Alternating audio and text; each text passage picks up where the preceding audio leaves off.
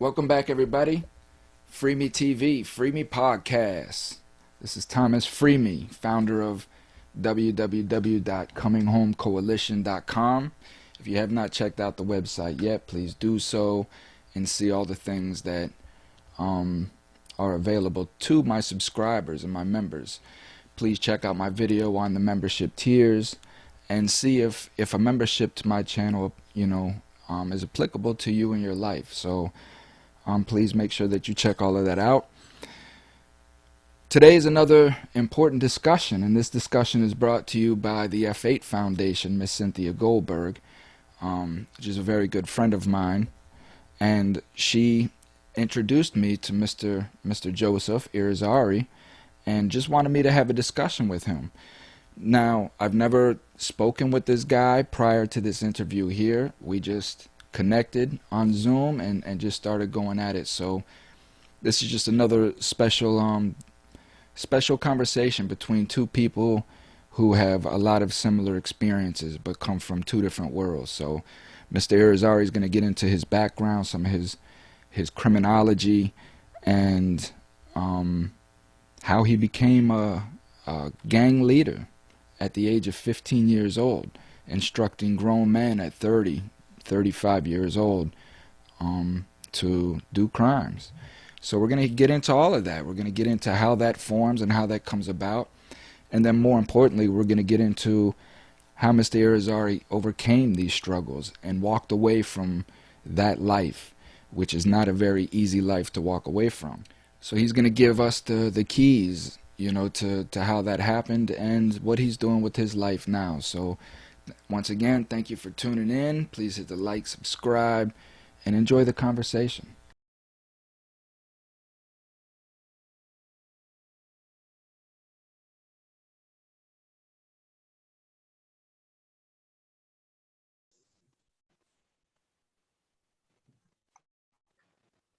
So I'm just meeting you for the first time. You and I have never had no connection before. Our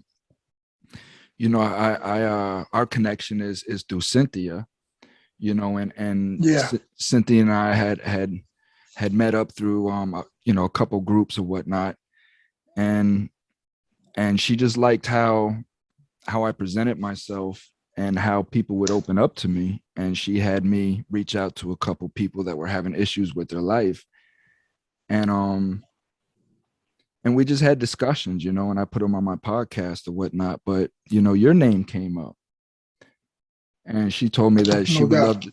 to, she said that she would love to see us have a discussion just about just what's going on and what you've experienced and what you are experiencing and will experience for a long time. So if you can just introduce yourself and let me know a little bit about you, and then I'll do the same. Yeah, no doubt. So my name is Joseph. Last name Irizarry. I just completed 20 years on a second degree life sentence. So basically I'm on parole for the rest of my life. Um, I've been home about a little bit more than a year and a half. Just got the bracelet, the ankle monitor taken off about a few months ago. So it just gives me a different perspective on liberation, or at least freedom. Um, you feel a little bit more free, no doubt. So a little bit of background about me. Originally from New York City, the Bronx, and my family moved over here from New York about '87. And within the next year of moving over, I went straight to foster care. You know, and then just grew up the rest of my life in foster care. Became a state ward. My parents signed over legal guardianship to the state, and the state raised me. Through foster care, juvenile detention, and then from juvenile detention to adult prison, and that's where I basically spent most of my life at. About, I want to say, almost 30 years in total. Of my life incarcerated, and most of my life institutionalized. So this is the first time I really got to enjoy freedom, with a completely different perspective other than, you know, uh, the world owing me, as, most of us grow up believing when we're young that the world owes us. something. And at the same time, believing as we're young that, we're untouchable, but as we get older, we mature and we realize that the world doesn't really owe us anything. If anything, we just need to find our place and figure out how we could, impact the world with our presence, as best as possible. And that's where I'm at today, is doing a lot of community work, with the campaign to end life without parole, and also working at inner city weightlifting, where it's a nonprofit organization that intends to, change individuals' perspectives with where they grow up at and what they can become in life, as far as as a personal trainer. And I'm also a mentor for the My Turn program that's ran by Tufts University through Tisch College. It's like a prison initiative that also works on reentry. So I'm involved in a few things. That's a little bit about me right there. That's a blessing, man. So you know, what have you reflected upon your life all the way back to your childhood? Just like why were we making the decisions? Like why were we just doing the things that we were doing? What was it that we needed as a child that we weren't getting? Just things of that nature, Yeah, I did a lot of reflection. So while in prison, I did the NEEDS program, which trains puppies to be service dogs, right? And I also did Project Youth, which is not as similar as Scared Straight, but it's, we're dealing with at-risk youth that come in from high schools and stuff. And I'm able to talk to them about my crime, but more so, I'm also able to talk to them about, what were my thoughts as a teenager that led me on to, becoming what society would determine as a criminal. And I did a lot of soul searching in that. So I could tell you about the first time I ever committed a crime. I was 13 years old. And I bring this up because this is what really spawned a lot of reflection. At the age of 13, I was in foster care.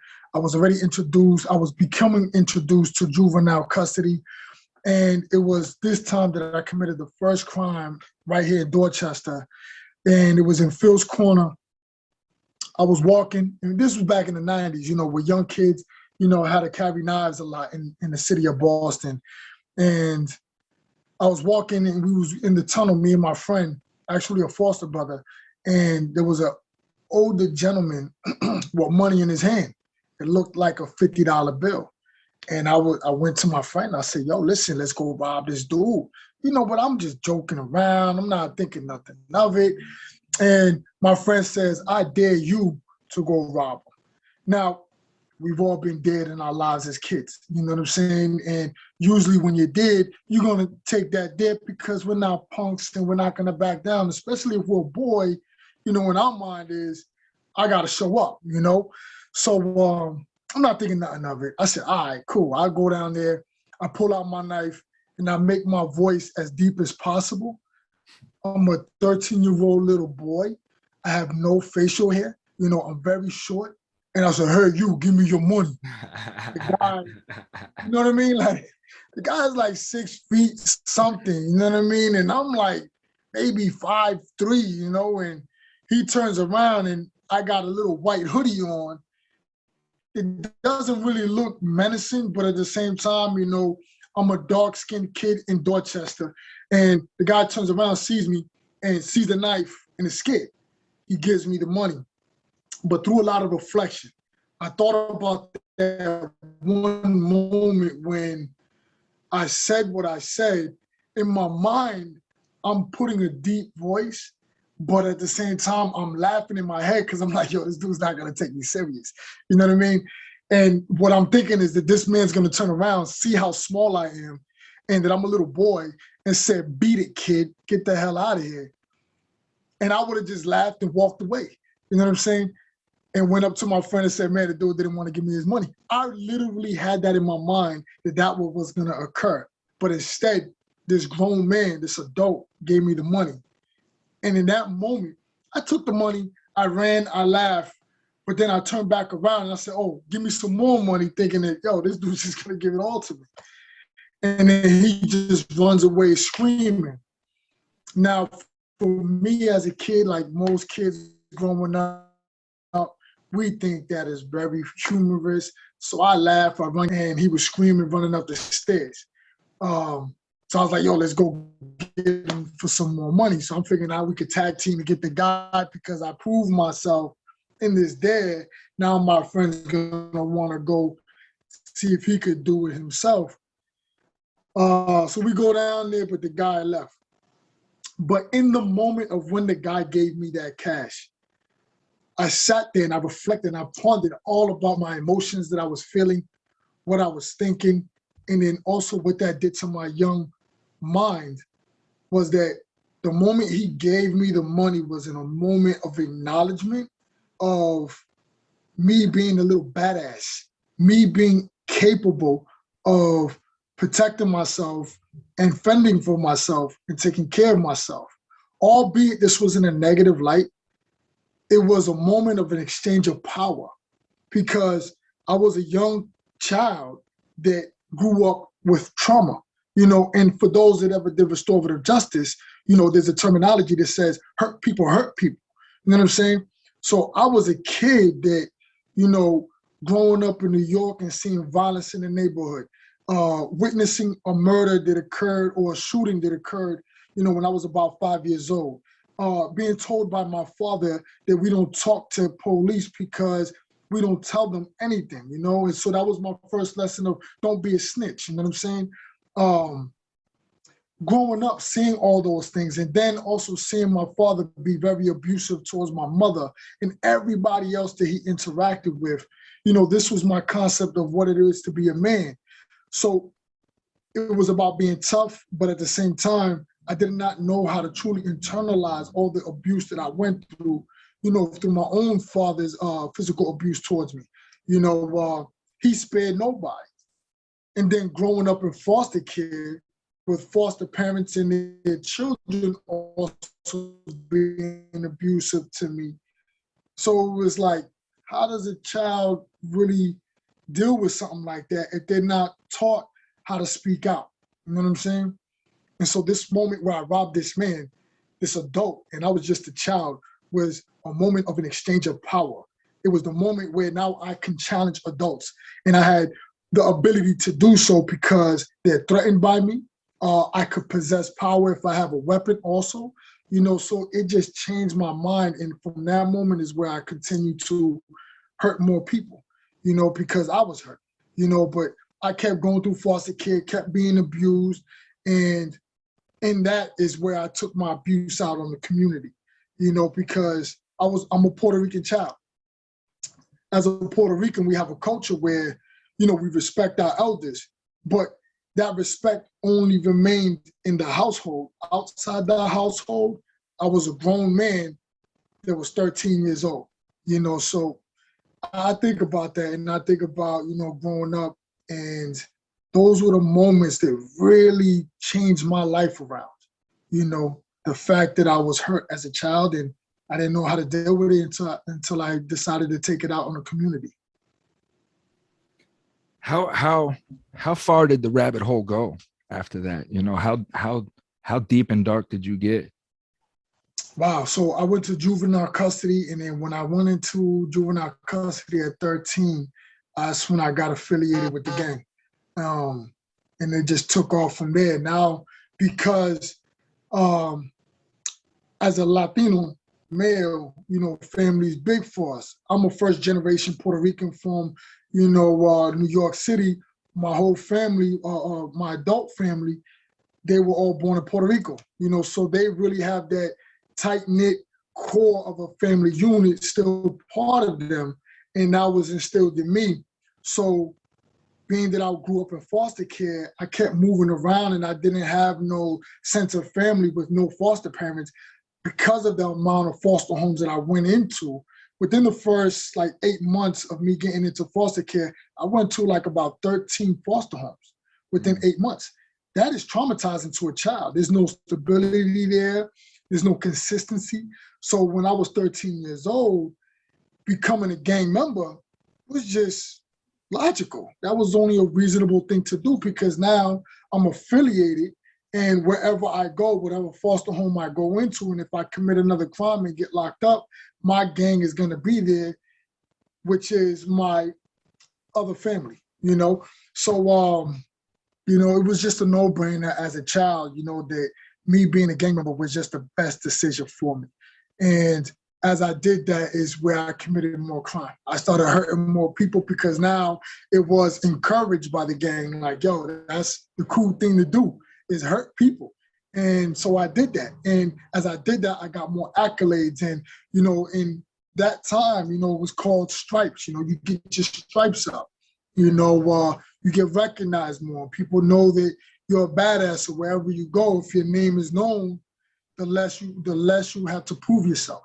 You know, and that's how it went for me. You know, and I just kept hurting people to the point that I became gang leader everywhere I went. You know, so I would say that the rabbit hole got real deep in light of violence. You know, I was quick for it. You know, I became to love it at the same time. And that became more or less my addiction, you know, because it was my outlet of pain. That's what I was going to ask you is what was the addiction, the love for it was, but you answered that. So, I mean, we're similar, man. I mean, you know, I didn't grow up in inner city, you know, I didn't see, you know, the things that you saw, but I grew up in a home with a machoistic father, a very handsome man, you know, a womanizer, yeah, and just you know, a complete egoist. You know, everything was when he wanted it and how he wanted it, and as a child, you know, I have an older brother, and my brother is the spitting image of my father, but I wasn't. I was always different as a kid. You know, I wasn't so quick to be angry, and I was just more reclusive and quiet and thoughtful about things. And I asked a million questions, you know, and my family just wasn't like that, you know, and they didn't understand me. And I just wasn't mechanically inclined. I just couldn't do the things that my father and my brother could do. You know what I mean? And they would just ridicule me and just tell me, you know, my father would tell me things like, you know, the best part of me ran down my mother's leg. You know, when I would mess up or I couldn't figure things out, you know, he would tell me, you're not from my genes, just things like this as a small child, you know? Yeah. So, you know, it was a broken home, and there was a lot of violence between him and my mother, to the point that he ended up going to prison, and then he remarried, and it just never clicked for me. You know, just things never clicked. And like you, 12 years old, you know, our bus stop was out in front of the house, and I remember these were my first crimes. You know, there was a kid that I went to school with that had all of the Nintendo games and all the little devices that went with Nintendo and all of that. And I just had the two little games, and I was just tired of playing these games over and over again, you know? So this is where it started at, you know, envy and jealousy, you know, and I figured out, you know, that I could go to my bus stop and hide in this bush and wait for my father to leave. And he went to work, the bus took off, and then I went to the kid's house. Right. So when I go to the kid's house, my plan is I'm just going to knock on the door because the mother knows me. And if somebody comes to the door, I'll just be like, you know, is Matt home? And no, he went to school. Oh, okay. You know, I'm sick or whatever, blah, blah, blah. And that's it. But nobody answered the door. So I go around to the back, and the sliding glass door is open. So I go in the house, and I get all his stuff. You know, throw it all in his pillowcase. And I go back to the house, man, and I'm in La La Land. I'm playing all these games with all these devices and stuff, you know? So now I go to school the next day with the kid, and the kid is mad, you know, and he's telling me, he's like, man, somebody broke into my house and took all my stuff. And I remember just sitting in my mind like, yeah, sucker, you know, I was playing, you know, just no feeling bad or whatever.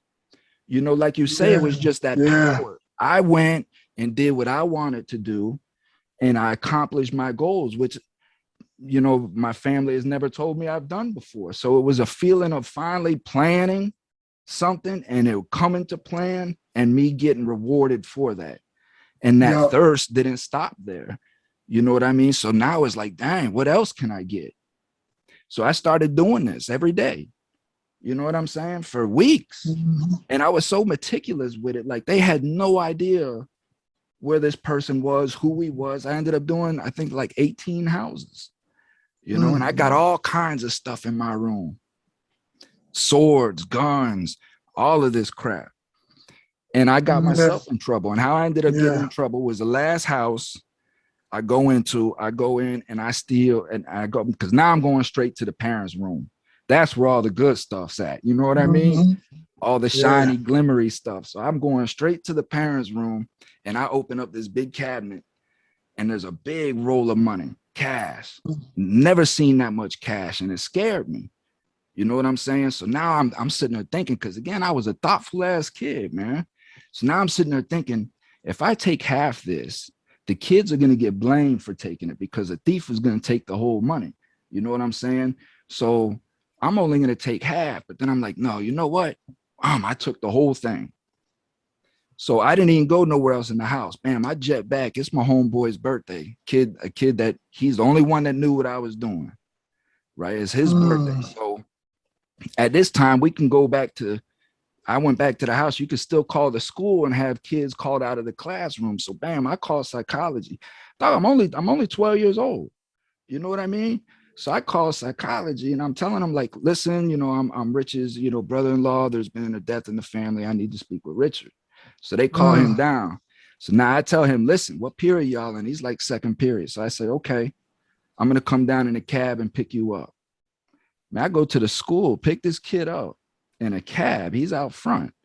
Now, two 12-year-old, 13, he's 13. We go to the mall, little local mall, but to me, it's like we went out of state. You know what I'm saying? Certainly. So Yeah. we go to this little local ass mall, and me and him, I gave him $2,000. There was $5,000 there. So I just gave him $2,000. Bam, here you go. Happy birthday. Right? All hundreds. I can't even give the cabbie no money. I have to give him 100, which of course I found out later through a red flag on him. You know what I'm saying? But we go into the mall, man. Man, Nike Air Max just came out. Man, I bought the Air Max. I'm buying jean suits and the jean shorts and jackets and the new Walkmans. And man, I went to school the next day like a dang millionaire, boy. You know? Certainly. Third period, school resource officer calls me down. He say, man, there's some kids coming to me saying they ain't never seen you dressed like this. You know, where'd you get all of these clothes from? So I'm like, man, you know, it's my birthday and blah, blah, blah. He's like, well, he said, let me tell you like this. He said, there's been a lot of burglaries in the area. And he said, on those days, you're absent from school. And now you got all these kids talking about, you know, your clothes and stuff. So I'm just letting you know your father's on his way here. And when he said that, ooh, man, but that's exactly it, you know, for me. And I've spent my whole life trying to figure out like how the meticulousness of it and the thoughtfulness of it at 12 years old. This just wasn't me just going out and just random. This was me putting thought into these crimes. No doubt. You know what I mean? And not wanting to get caught, knowing about my fingerprints and while I'm in the house. You know what I mean? Knowing when I go into a house and there's dogs in there, you know, how to handle with the dogs and it's just crazy. But that, like you said, gave me such an empowerment. It made me feel like I was 10 times smarter than the law. You know, but it's not the police. It's not the law. The law is easy to fool. You're not going to fool life, though. And it took me many years, torturous years to understand I'm trying to fool life. And life's way smarter than I am. You know what I mean? And that's when things just click for me, man. Yeah. You know, I never got involved in gangs. I knew gangs as a small kid. I knew gangs wasn't my life.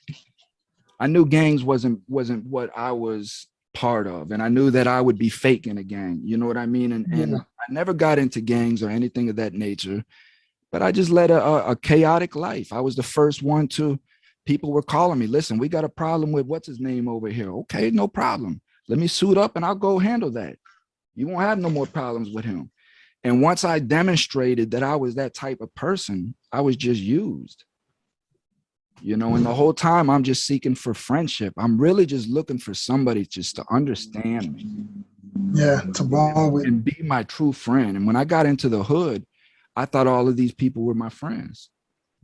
And then all of these people that I grew up with since 13, 14 years old, I turned 29, you know, they get caught with drugs. They bring me into their conspiracy, you know, they all testify against me. Friends that I've known since 13, 14 years old, up in the stand, just pointing at me and lying. That was the point.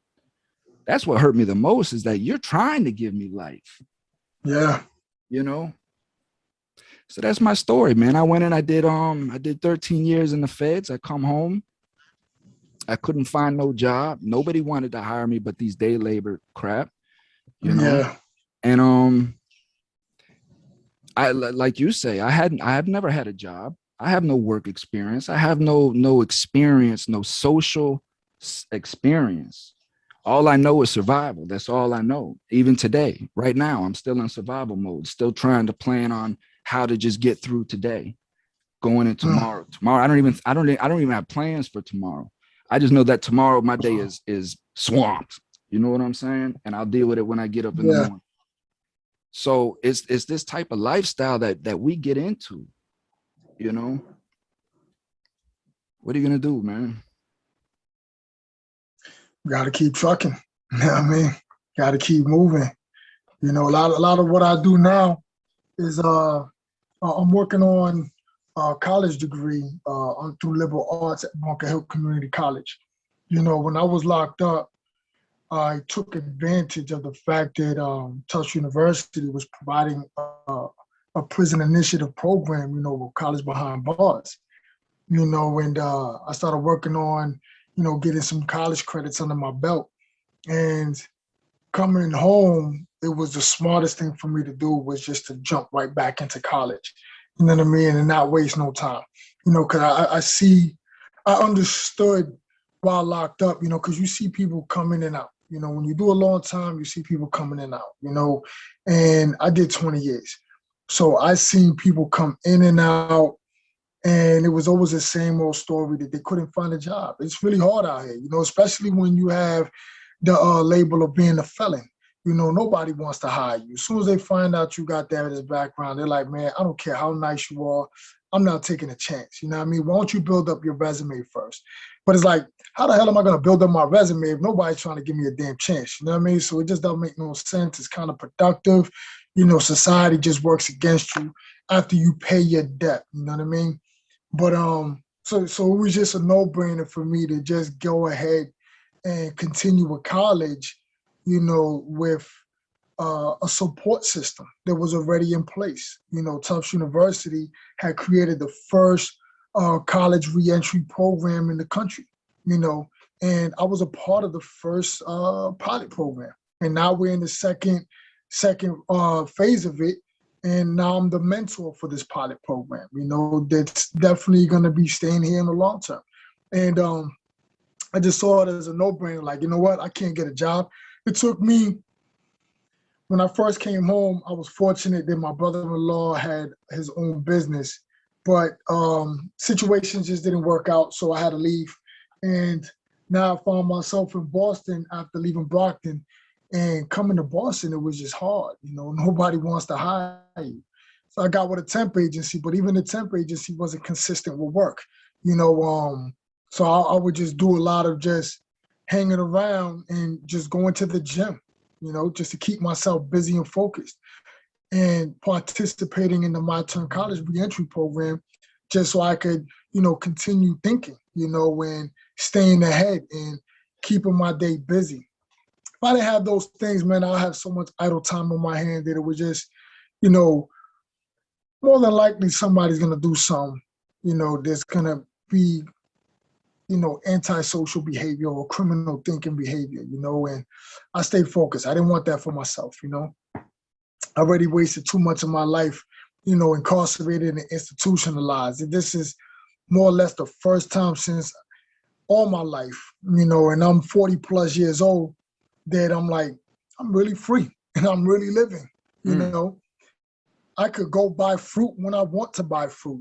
I go to concerts, I go to comedy shows, I go out to eat at nice restaurants, I'm finally living and I've never lived before. You know what I mean? Tell me about that switch. When did that switch occur for you? Like you're okay, so you're in prison, right? And you got life, you had life, yeah, with the possibility of parole. Yeah. Okay. So you got life. You going into prison with life. You're in gangs. You've been putting in work, right? So tell me how that works for these kids that want to get out of these gangs but really don't know how to, because I've ran across a couple kids that would beg me to help them get out of these gangs, but they just didn't know how to, So yeah. I mean, it's a hard transition, honestly, right? Because that becomes your life. I was a gang member since I was like 13 years old, and then became like a gang leader since I was 15. You know what I mean? It's hard because you embody that. That becomes you. You know what I'm saying? And everything that you do every day is regarding the gang life perspective. You only see life through that lens.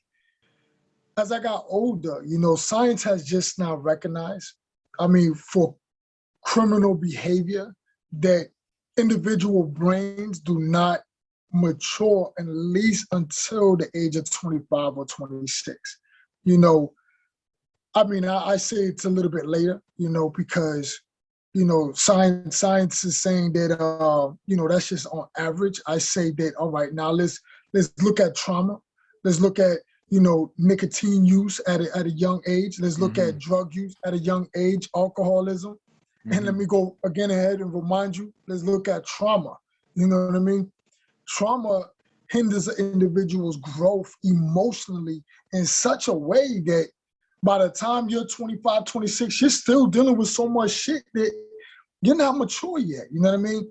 And I say for me, man, I didn't really start to appreciate consequence, at least until I was 28, 29. You know what I mean? That's when I started to appreciate consequences. Before that, I didn't care about going to the hole or hitting a CO or fighting with anybody, you know what I mean? Or making a knife in prison or whatever. It didn't matter to me. It was like, yo, this is just what we do and this is the life, And, we go to the hole, all right, I got caught. The whole cat and mouse game, you know what I'm saying? It was just a game, literally. That was the thought process. And it wasn't until like I was at least 28, 29 where I was like, I need to chill out. I got a son that's out there. My family just got back into my life when I got convicted for my murder conviction. And I still didn't appreciate it completely because I was still a gang member. I was still affiliated. And I was like, you know what? Y'all wasn't in my life, my whole life when I was going through hard times. I really don't need you. I appreciate that you're here, but I don't need you. So it didn't matter to me to really appreciate what that meant to me or what it means to me now. Going through the gang and finally just realizing like, yo, I got people out there that expect more of me, and I was always an intelligent person. I was always reading. And, at age 15, I became a gang leader. And I'm telling grown men what to do when I'm 15 years old, telling the 25, 30-year-old man that he can't conduct himself that way because that's not appropriate. You know what I mean? Like, that is just crazy. No 15-year-old kid should be doing that, And I was one of those persons that was doing it.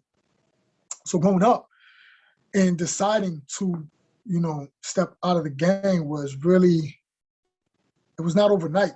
It was something that I had to, work myself up to for at least a couple of years to really get it in my head and say, you know what, this is what I really need for myself in order to be free and live my life.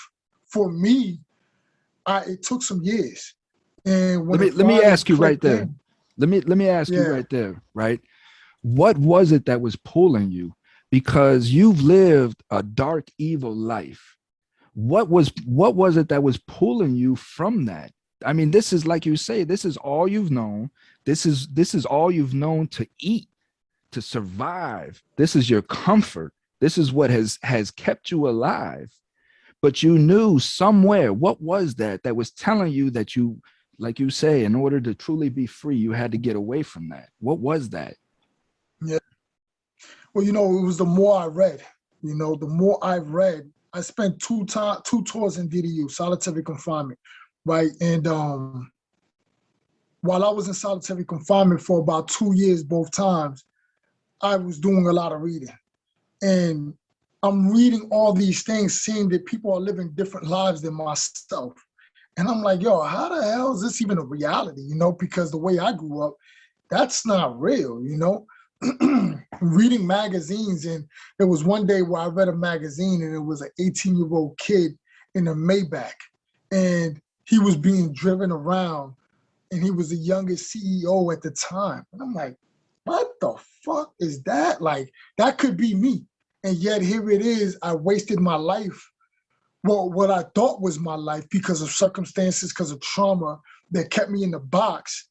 But I could actually be a CEO just like this 18-year-old kid.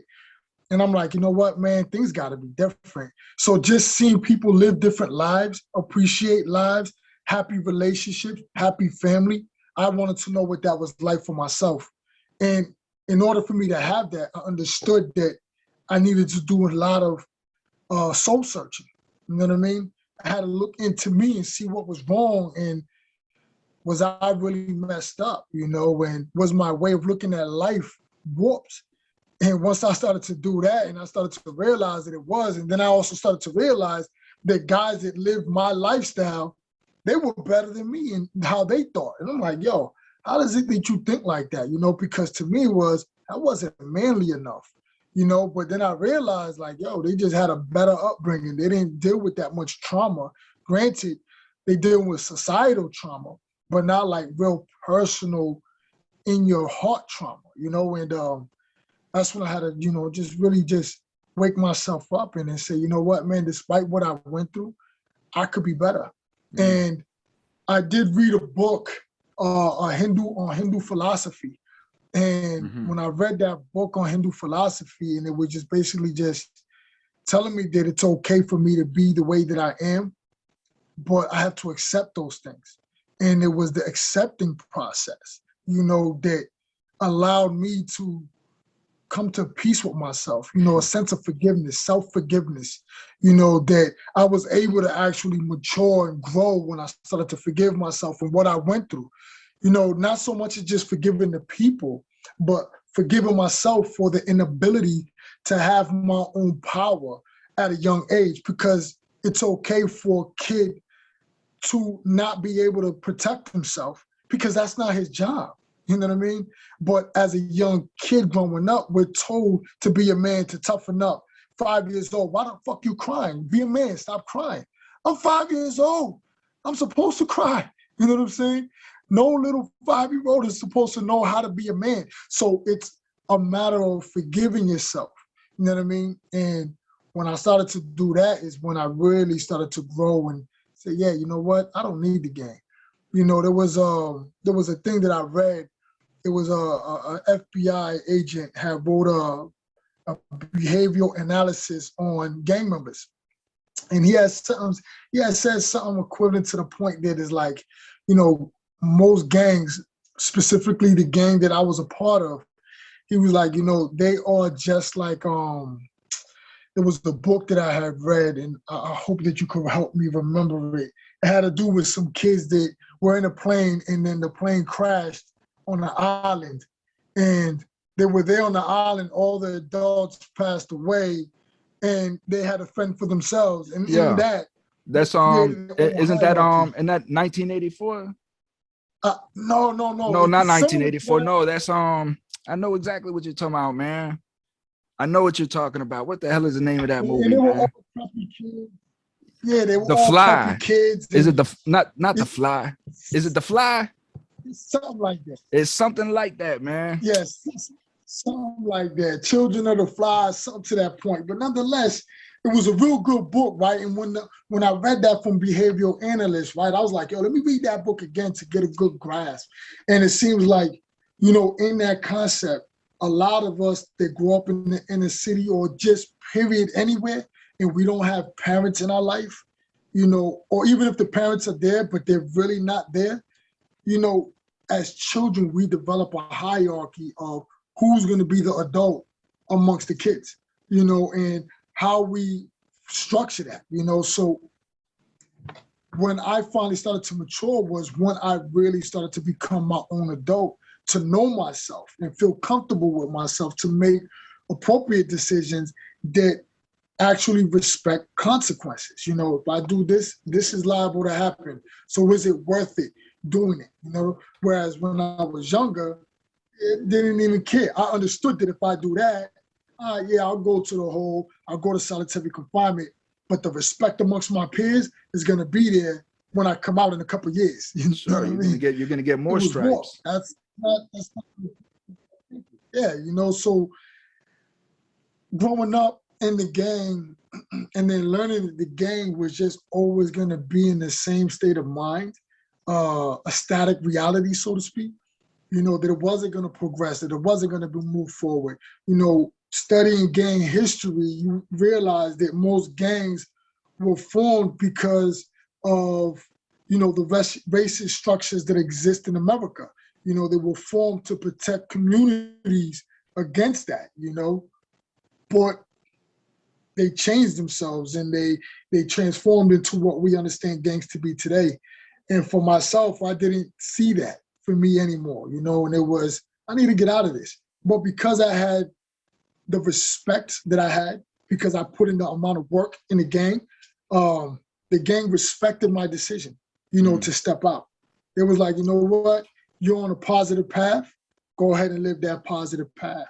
And in that, it was a hard transition as well, because although I stepped out of the gang, it was some moments, man, I want to fuck the shit up out of somebody.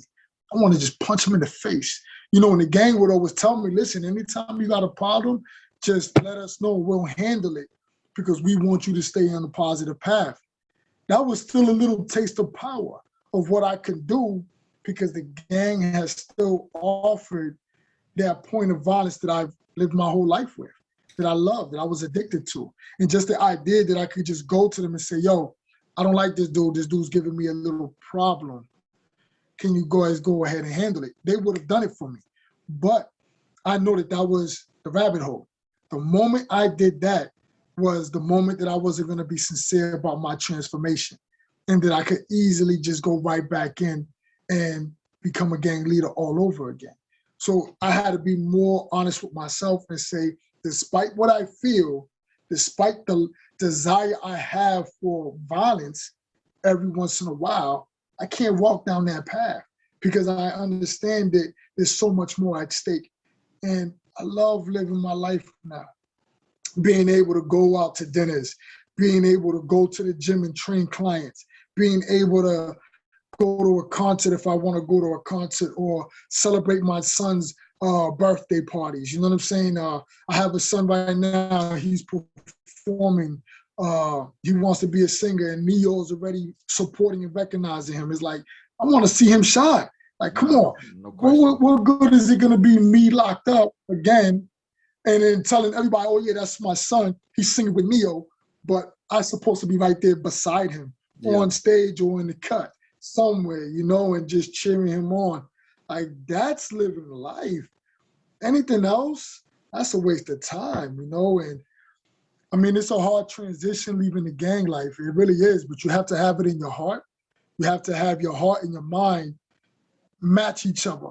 You know, there was something that I read in the Jewish Bible, and it said basically, you know, believing in God is not a mental process. Believing in God is not a heart process. You have to have them both together. If you don't have them both together, you're not really a true believer, because you're going to have it in your head, but your heart is going to put you somewhere else. You can have it in your heart, but your mind is going to convince you that you could get away with it right now. You know what I mean? As long as you pray and ask for forgiveness later. So you got to have them both together. And that's what I feel about my own personal life is, where I'm at, my heart and my mind have to be together. And I love where I'm at and I appreciate where I'm at. You know what I mean? There's no turning back for me.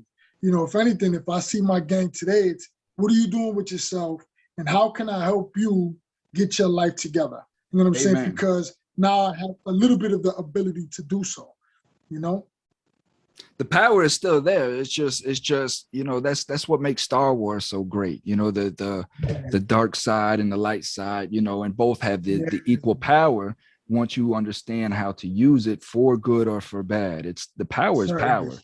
You know, power Yes. isn't good or bad. It's just how the person applies it, you know. Yeah, And that's it. Everything that you just said, you know, for me, I look at it that, you know, I'm an extension of God. I am God here in the physical form, representing him the best that I know how to do, you know. And when I started thinking that way, instead of God being an outside entity that I pray to and all of these things, because in my mind, and not everybody's the same, but in my mind, when that was there, I felt like I could hide things from God. You know what I mean? No Because doubt. he's an outside entity, you know, and I can hide those little deep, dark secrets in my head. But it wasn't until I really started understanding that I am God. It tells you right there in every you know, biblical text. You are made in the likeness and image of God. If you take a glass and you make another thing in the likeness and image of that original glass, then you have another glass. And that other glass is expected to be performed, you know, expected to perform in the same manner as the original cast. You see what I'm saying? So it for me, it just boils down to now just purity of thought, right? And we all have all kinds of thoughts, good and bad. We can't control our thoughts, but what we can do is surround our thoughts with a filter. And you have to make that filter absolute truth. You know what I mean? And when you make that filter absolute truth, then what happens, at least for me, is I stop looking at other people as their faults, and I started seeing other people's faults in me, to the point to where I just start whatever it is, when I see somebody doing something that I don't like, the first thing I ask is this possible within me? You know what I mean? Am I capable of being this here? You know, and I'm telling you, man, that changed everything. That changed everything, and how I made my decisions, to the point to where I've got it so fine tuned now, dog, that when I go into a store, right, and if I know that somebody's behind me and I don't hold the door for the person, you know, I'll see out of the corner of my eye, I know somebody's behind me, and I'll just let the door shut. I'll reflect on that right there and be like, that wasn't cool. You know, I knew that somebody was behind me. You know what I'm saying? I knew that somebody was behind me, you know. And it's the same thing. If I see that somebody needs help and I walk past that person and I tell myself this person needs help and I keep going, I reflect on the back of the day, like God gave me an opportunity to help somebody, and I walked right past it and I saw it. You know what I mean? But because I was in a rush to really do nothing, you know what I mean? But in my mind, I'm telling myself, and I'm in a rush to do nothing. I justified and lied to myself, essentially, why I couldn't stop and help this person. And that's what I mean about absolute truth. That's what switched me. For me, it was my daughter. It was just one day coming back from visitation, her clawing at me because I left my daughter at 6 months old. I had no part in raising my daughter, you know. And one day she just clawing at my clothes, man. And she's like, I want to stay with my daddy. I don't want to go. And I had to grab my daughter's arms and rip her away from me. My own flesh and blood. I had to send her away from me because of the choices that I made in life. You know what I'm saying? This is my only flesh and blood, dog. And you had no idea, since I was a little boy, I wanted my flesh and blood so I can teach them differently. And I put them in the same mannerism as what I was raised in, you know, and it shows now. She's 17 now, and it shows, you know. And for me, I went back to my cell that day. I threw the towel up over the door, and man, I let myself fucking have it. You know what I mean? No doubt. Just hitting myself in the chest, just trying to hurt myself, trying to beat myself because of the pain that I felt about the decisions. I'm looking around, I'm like, look at you, man. You lie to yourself. You tell yourself that you're a good dude, but yet you lie to people. You know what I mean? You manipulate people. You make all of these excuses. Everybody told on you. The prosecutor did this. All of these excuses. Yeah. You know what I mean? But at the end of the day, I made the choices, and I knew the choices I was making. You know, I would lie to myself when I'm dealing dope, and I get pulled over with a brick of cocaine in the car, right? And miraculously, I make it through this traffic stop, right? And I lied to myself and say that was God. God's looking out for me. God's got my back because he knows I got good intentions as I'm going to sell cocaine to people. And it's like, come on, man, stop it, man. Stop lying to yourself. You're a piece of shit. And if you don't like that, if you don't like it, change it. And that's what I did. I stopped reading fiction. I stopped getting out of all these fiction books. Right. And I started reading. Lord of the Flies is what you was talking about.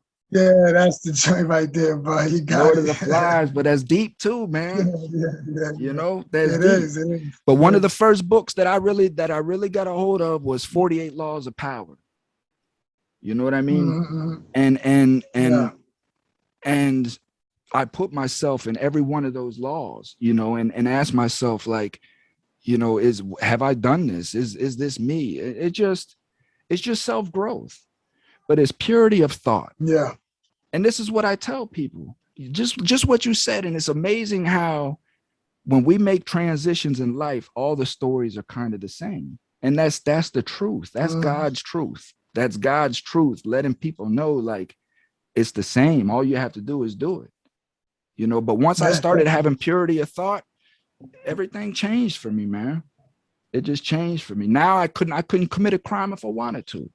Like you say, man, I got connections. I got dudes that tell me, listen, if you ever need anything, just come holler at me. But the bottom line is, partner, I will never sell drugs again. Never. And it's not because I don't want to go back to prison. I will go back to prison if I'm put in the right circumstance, just like anybody would. You know what I mean? I have that in me. There's no question. But the bottom line is, I will never sell drugs again because I see the detriment that I was part of. You know what I mean? I see what families go through when their sons and daughters are hooked on drugs, and the constant chaotic negativity and I'm not being part of that no more. That's not me. I don't want to be. I don't want to spread I don't want my legacy to be that I was a detriment to humanity in any kind of way. And I know that it's bad, and I don't want anything to do with bad. So it just. I feel the same way. You know, one thing that struck me about what you was just talking about right now is I'm big on the Hindu philosophy, but also what I've come to learn as far as my understanding of sin. Like, I'm not your common believer, but at the same time, I'm a person that if I do something and it disagrees with me, that is my sin. You know, I would not do that again. You know, and it's like how you said, you know, about holding the door for somebody. You know that person's right behind you. Like, I hold the door for everybody. You know what I'm saying? Like, I'm there to help people, but at the same time, I'm not naive of individuals that try to portray themselves to be a victim of society in such a way where they're a panhandler. Like, I'm not going to help you because I know what your intentions are. It's just to get money so you can get high. But I will feed you. I'll definitely feed you. You know what I'm saying? If you're asking for food and you're hungry, I got you all day. You know, but it's like, I'm a person whereas if I do something and it does not agree with me, I would never do it again. You know, and I'm at a point now where there's no turning back as far as like, oh yeah, let me go ahead and commit this crime just so I could get by on this situation. It's a slippery slope. Once you taste it, you're going to do it again. And you're going to do it again because you made the excuse in your thought, like, you know, like how you said, God knows that I have good intentions. You know what I mean? But the reality is nah, man, you're God. Like you said, you're God. You know, you're going to play yourself and you're going to judge yourself and you're going to convict yourself. You know what I mean? That's just the way life is. You know what I mean? You can only get away with it for so long, you know, especially if you're a truly conscious being. You know, if you're a conscious being, you're truly human. And in that aspect, you're gonna judge yourself, you know, and you're gonna be convicted again, but yeah, that's how it is for me, man. Sin is, I don't commit an act that does not agree with me, and if I commit it, then woe unto me. I deserve it. You know what I'm saying? But if I'm wise enough to do something and correct my mistake, then that's a kudos for me. Whatever happens after that, as long as I corrected my mistake and I'm happy with myself, then that's all that matters. You know what I mean? But yeah, and it is Lord of the Flies. That's Yeah. crazy. No, you're spot on. And for me, it took me years I'm Eastern philosophized as well. You know what I'm saying? So it took me many years to understand, like, when the Bible speaks about being born into sin, what does that mean? And for me, my philosophy evolved into the fact that being born into sin is the flesh. We're born into materialism, and our eyes can only see the physical, but that doesn't mean that's all that exists. And it takes many years and experiences in life to understand that there's more to them what the eyes can see. But growing up in that materialistic life, that's all we see is the physical. So being born into sin, being born into that flesh, everything is of flesh value, of material value. And we're thinking egotistically, right? We want all of these fleshly things, these materialistic things. But dudes like you that got to your level, dudes like me that got to that level and had all of these things that we desired taken away from us, right? Just completely stripped away from us. It makes you think, like, the material stuff doesn't even matter. You know what I mean? It don't matter. It comes and it goes. And all it does is distract you from you being your best self. And that's and that's the agenda of the government, is to keep us distracted with all of these things, because we're like raccoons. We see shiny things and we just want them. You know what I mean? Because society deems it like, if we don't have big gold chains, we're not important. If we're not wearing top label clothes, you know what I mean? We're not clean. We're poor, and poor is bad and it's disgusting. And all of this is what society is made to believe. Same with us returning citizens. We're made to believe that we are criminal people. But I like what you said, and I wanted to reflect on that. Was I had to do the same thing. Again, it's just such a linear path.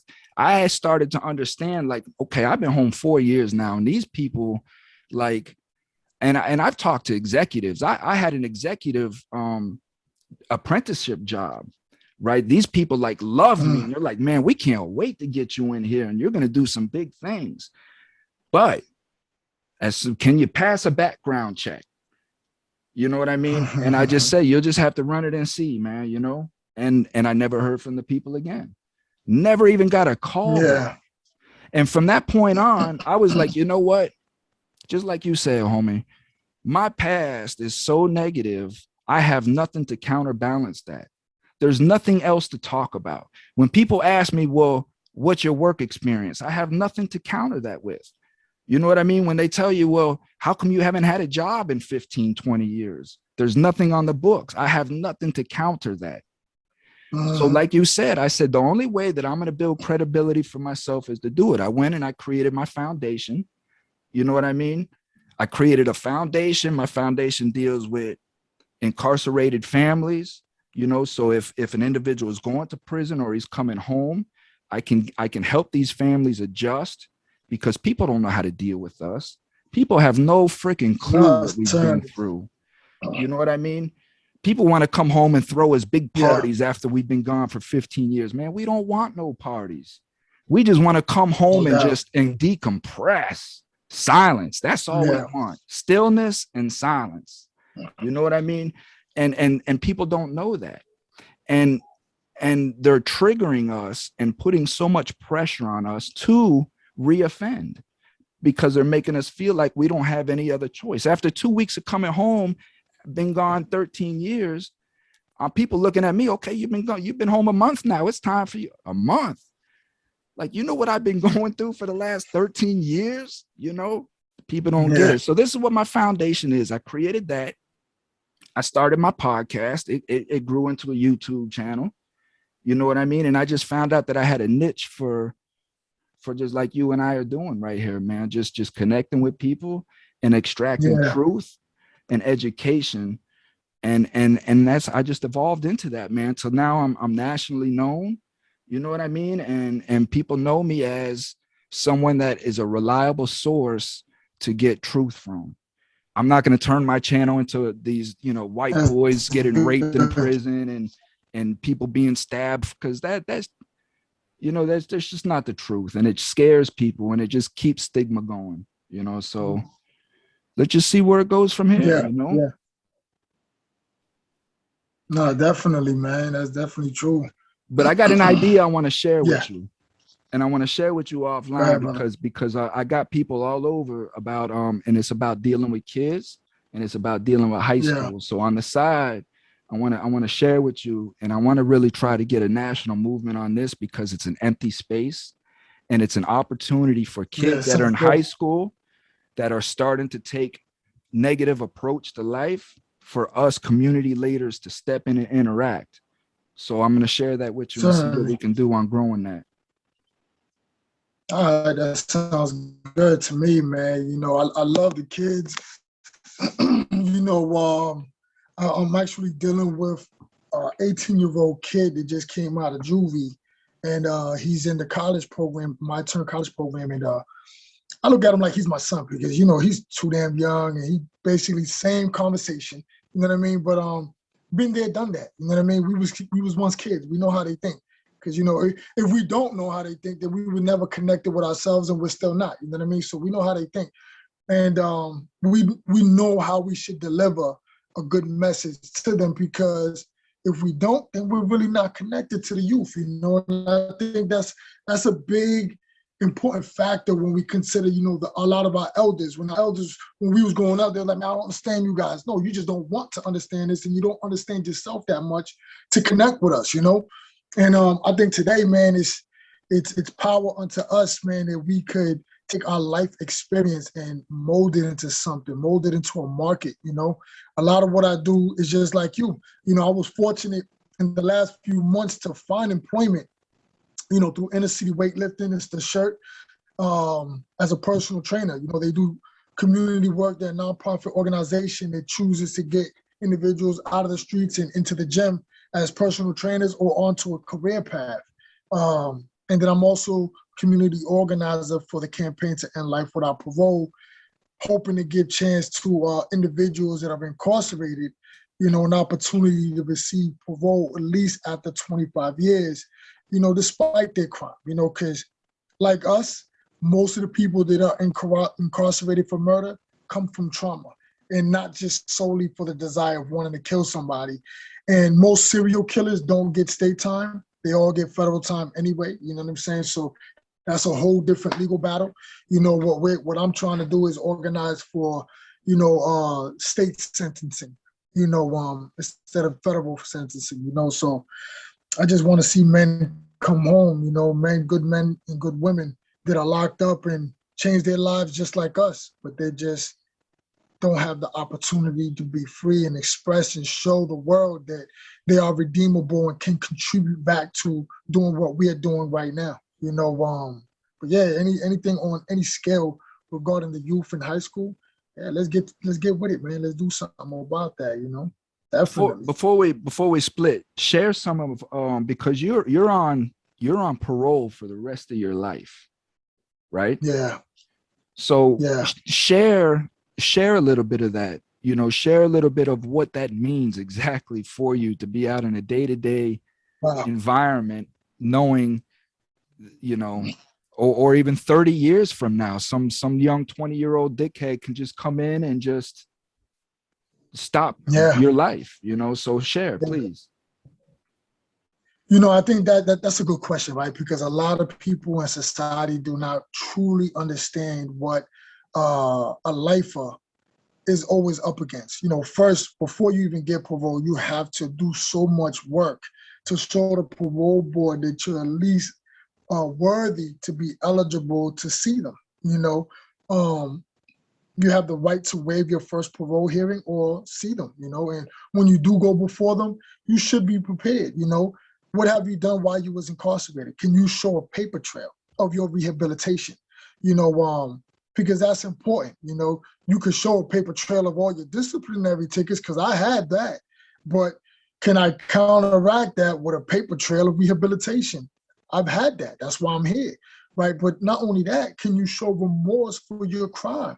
You know, are you in touch with that? You know, are you in touch with your trauma in your life as well that possibly contributed to your crime, you know?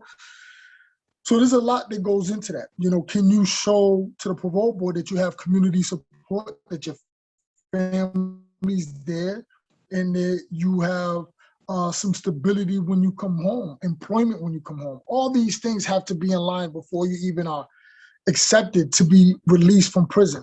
Once you're out, you know, you're out and they put you on an ankle monitor for a year.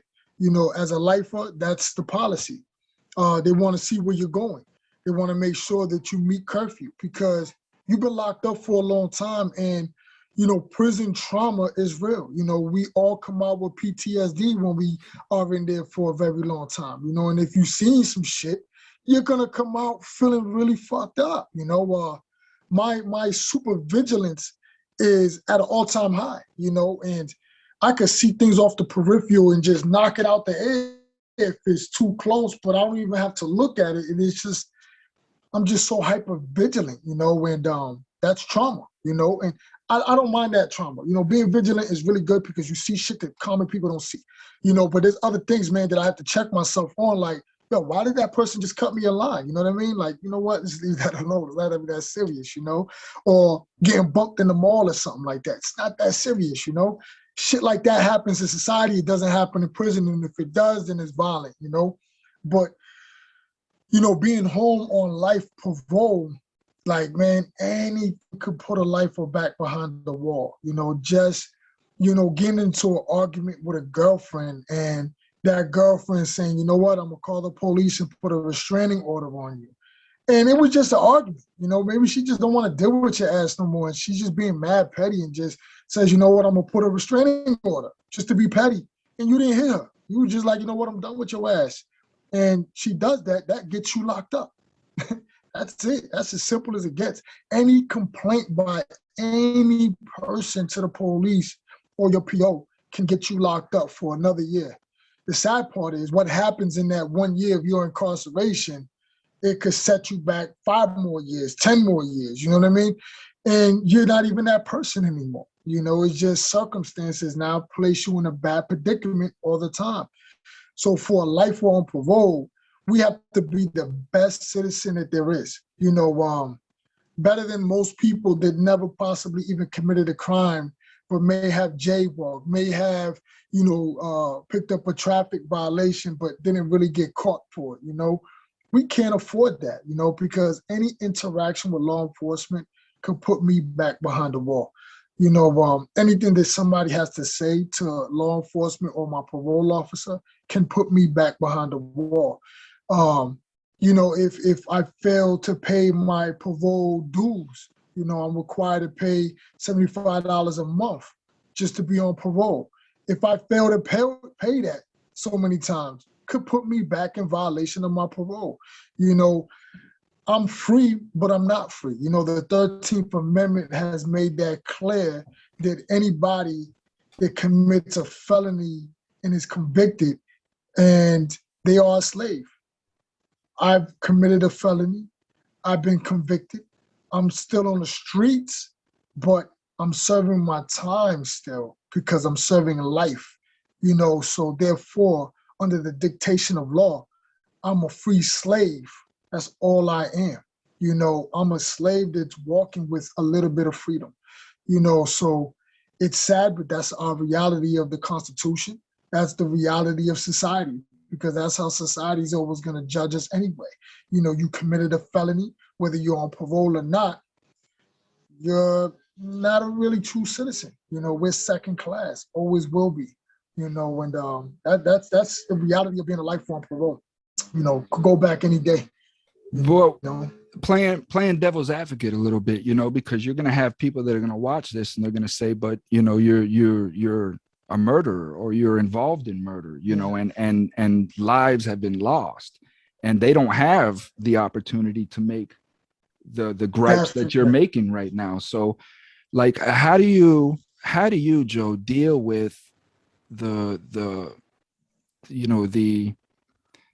just the trauma that people aren't here anymore, and whether it is or it isn't your responsibility, you can share that, but lives are not here, and what do you do, and how do you cope with knowing that. Yeah.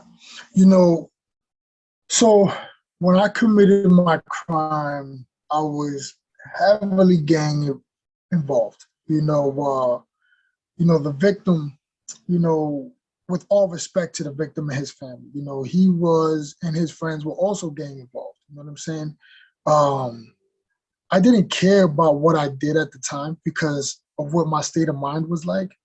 But what did affect me at that moment was the fact that this man had children. He had 2 daughters. Me growing up, I always told myself that I was never going to be like my father, with the inability to raise a child. That the moment that I did have a child, I was going to be man up and raise my child the best way I possibly can. I wasn't able to do that. I got locked up for taking a man's life and taking him away from his children. I think that's what affected me the most. As I grew up in prison and matured, then I started to look at the bigger picture and started to understand that although he was involved, he didn't deserve that. Nobody deserves to be murdered. I don't know what could have happened that day. The guys he was hanging out with also had guns, and their intention was to hurt me. I don't know if it was to kill me. I do not know because it never happened, that way. All I know is that I took a man's life and I took his life away from his family. Have 2 daughters that he has, and he never raised them. He never got to see them go through their tears of joy or tears of sadness because of a boy breaking their heart, because that's what most boys will do when they're young, and so I don't know, that's what affected me the most. As I grew up, it started to bother me that I'm thinking about this man and I'm living my life and he's not.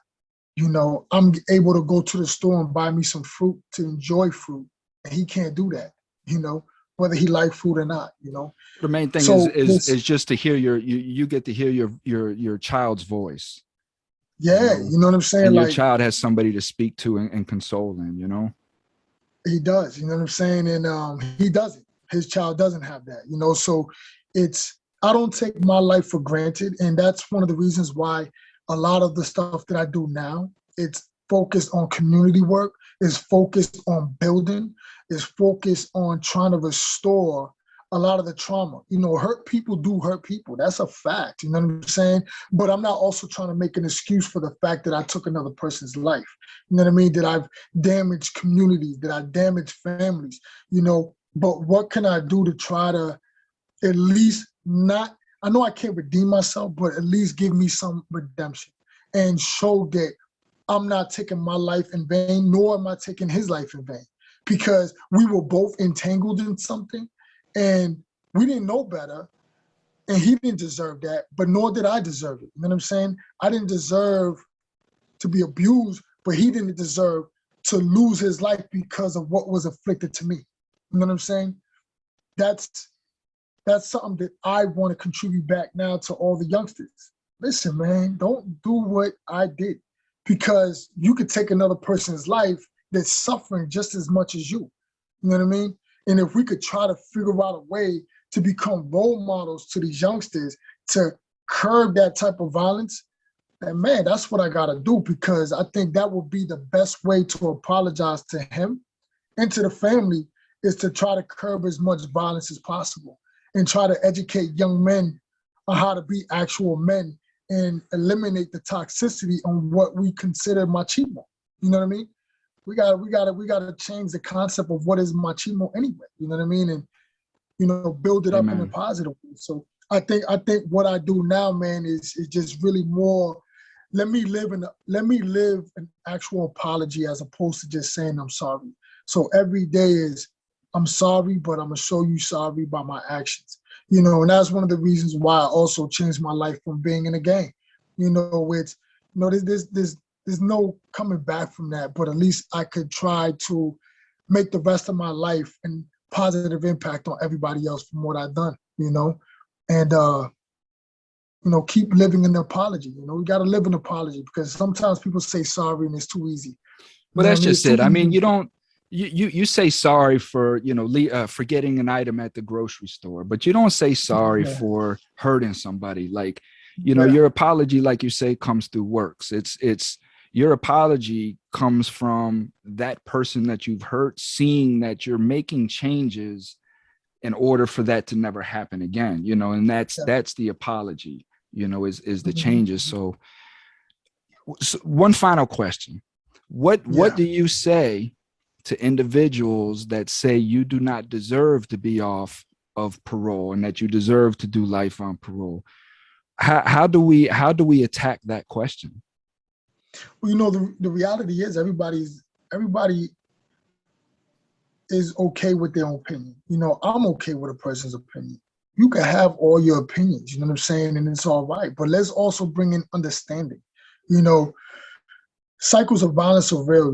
There's institutionalized violence and then there's personal violence, and if we could confront those things as a society, then we can grow and we can actually have better understanding as to what are the predicaments that ail us all. I've taken a lot of classes and I could philosophize a lot of things. Sometimes people don't care about philosophy, nor do people care about the whole concept of institutionalized violence. They just care about the fact that you did something and you deserve what you get. Okay, understood. Until the shoe flips on the other hand, then people start to say, well, hold on now. You know what I mean? Let's be real about it. Nobody really cared about the crack epidemic nor the heroin epidemic until it started to hit white suburbia, right? That's when people started to really talk about it. Like, oh my God, hold on. We need to really consider these things and figure out ways that we can actually fix this, right? So violence in a lot of communities are in the Black and brown community, but now let's say, a lot more of white suburbia become gang affiliated. Now we need to figure out an alternative as to how we could deal with this type of crime, because a lot of people don't want to see their children doing forever. You know what I mean? And I'm not saying that that's going to happen, but those are all hypotheticals.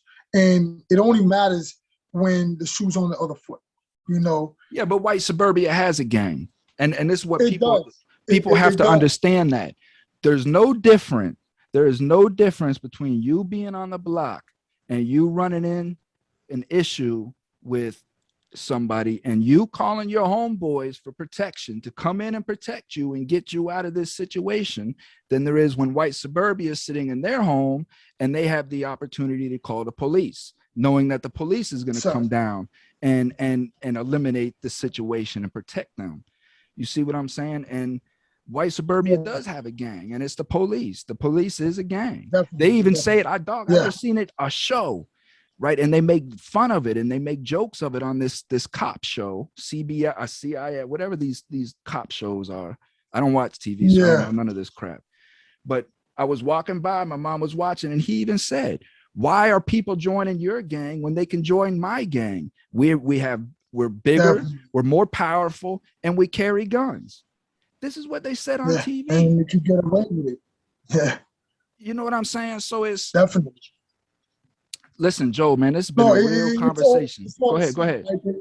It's all the same, right? But when it comes to do I deserve it, I'm not going to say I don't deserve it. You know what I'm saying? Nobody deserves to have their life taken away. You know what I'm saying? So whatever the repercussions for that type of action is, I mean, it's only appropriate in a very humanistic way.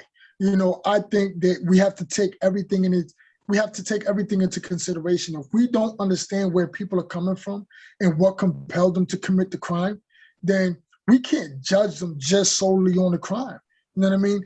They could have probably come from a dark spot. You know, mental health is real in America, and people are always saying now, you know, a lot of these schools that are getting shot up, oh, well, then that child had mental health issues. All right, how about mental health in Black and brown communities?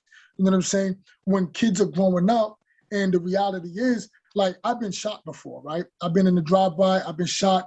My son's mother, she was shot with me. I survived that, right? But in a lot of our communities, seeing people get shot is a reality, you know, and seeing people survive them shootings are realities. You know, when we go before the court of law, they say a reasonable person knows that if you pull out a gun and you shoot it, the person is going to be more than likely to die. Well, in my community, if you shoot somebody, they're more than likely to survive because there's more survivors of gun violence than there are actual victims. You know what I'm saying? So it's like, I mean, you know, murder victims, right? So it's like, for me, it's, and I'm not trying to water things down, but I'm just talking about the state of mind for individuals in our communities. It's more reasonable to see people survive from gunshot wounds or just being shot at than seeing more people die from guns, although a lot of people do die, right? And it's not right.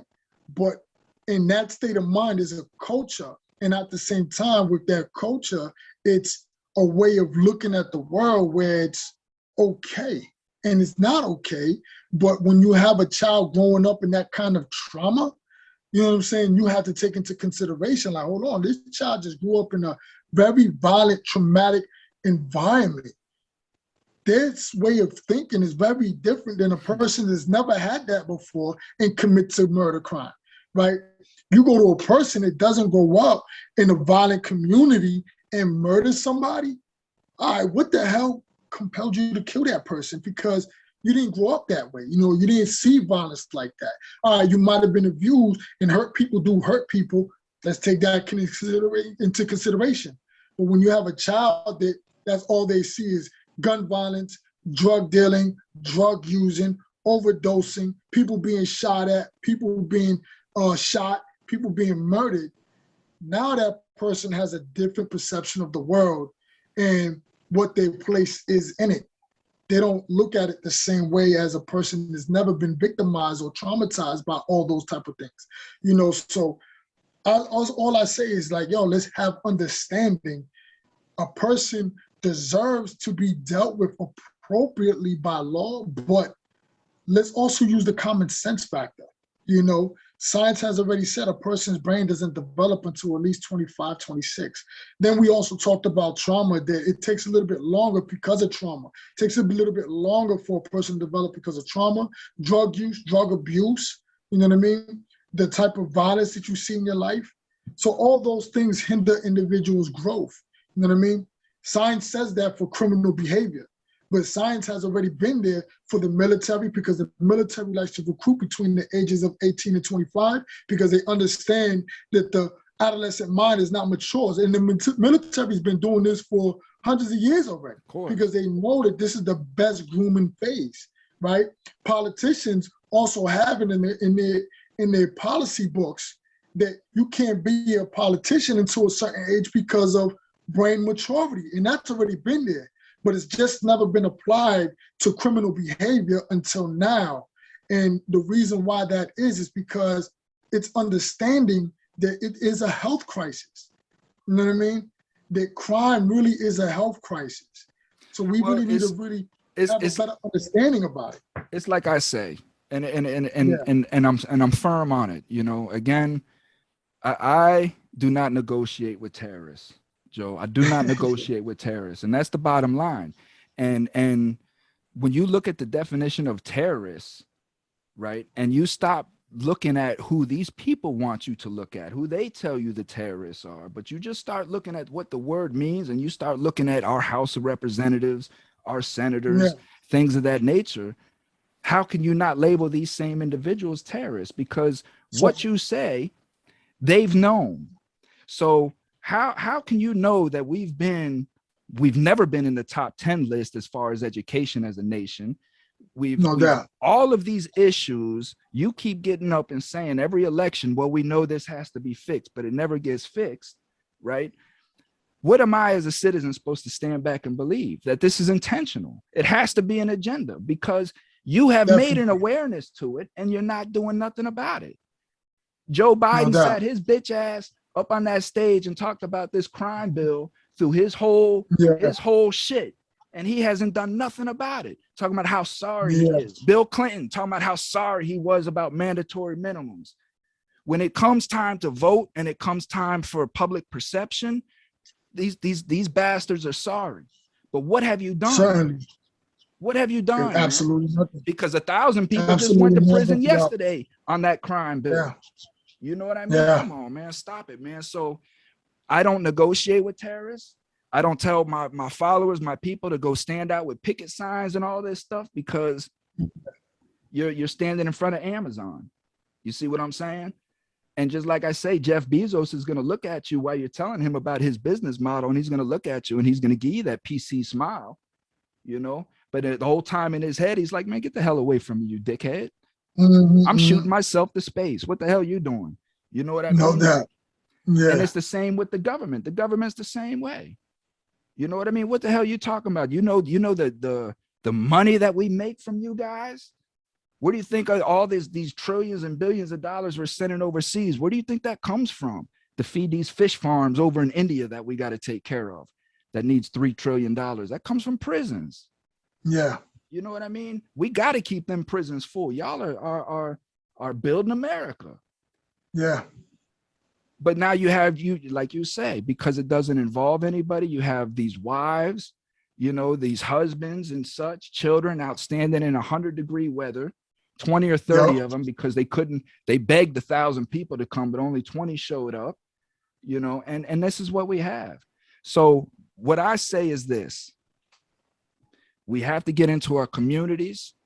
You know, we have to stop watching football, drinking beer, all of these distractions that they put in front of us, riding jet skis, going and spending all your money on. We have to stop. We have to start volunteering in our communities, get active, and start going in your local school. How can I help? Listen, I have afternoons off, and I know that teachers don't want to sit in detention. I have a program. You know what I mean? It's a 12-step positive program that I can apply into the detentions. You know what I mean? Just get up, do something to change your communities. Get people to understand that, listen, when you're going out here and you're killing people, you're robbing people, you're burning down businesses in your community, you're rioting, you're looting, you're doing everything that they want you to do. You're a puppet. You're doing what they want. You may think that you have power and you may think that you're running things, but you're not. You're doing what they want you to do. They want you to do these things. They want you to tear down your community so they can make an example out of you, and they can pass laws and they can take our rights away. Definitely. You know? And like I tell the youth, Joe, I tell them, listen, what's gotten me to where I was at my whole life is making emotional decisions. Seeing something in front of me and me reacting to what I saw. And then later on, when the emotions subsided, me telling myself what a dumbass I was, you know? So reverse that. I tell the kids, just reverse it. When you want to react, just tell yourself, I'm in my emotions right now. Let me just calm down and let me think. And if you still think that you were tried or whatever, then those are your choices that you make. Yeah. You know what I mean? But don't make them emotionally. Know what it is that you're doing. Animals react. We're humans. We're thoughtful people. We're not animals, but they put us in a state of animalistic behavior. That's what they do. Yeah, definitely, bro. That's what they do, Big Joe. Yeah, so, man. It's been a great conversation, dog. Man, we've been going on an hour and a half now, you know? Yeah. It's Friday. It's payday, man. We got to go get that money. It is. Well, my payday was yesterday, you know what I mean? But so I'm good. I just got to go into work for a few hours and I'm done, you know what I mean? I ain't got no clients today. I'm just there to be there just in case, you know? So it's good. It's definitely a good day. And plus, my son is performing tonight. Hopefully, provided it doesn't rain, we're gonna be out there, and he's gonna host his own event because this is his birthday party, and we're gonna have some local artists out there at the Spigot Brewery in Lawrence, and I'm not gonna be drinking, but I'm gonna be over there supporting my little boy and watching him on stage and recording him and putting him all on my Facebook and my Instagram, man, so you can get some shine out there and some love, you know? Yeah, Definitely. that's a blessing, man. That's a blessing. Well, Yeah. good luck to him, man, and I hope he smashes. You know what I'm You know saying? that. You know that. He really does sound good, man. Like, he got this voice that almost sounds like Neo himself. You know what I mean? It's like, yo, do your thing, man. You know? Okay. It's a Man, real good thing to much see blessing. that. I'm glad he's got you with him, man. So Yeah, definitely. go do your Definitely. thing, man, and we'll connect again, partner. And then we'll connect again and get on some stuff, man. Yeah, But just I'm hit gonna me up, hit man. you on You the know? side though on that idea that I got for Definitely. real. Definitely. So, Let me know what's good with that. Definitely let me know what's good. Now, I mean, we'll do this again. All right, brother? yeah, one, man, one. All right, one, man.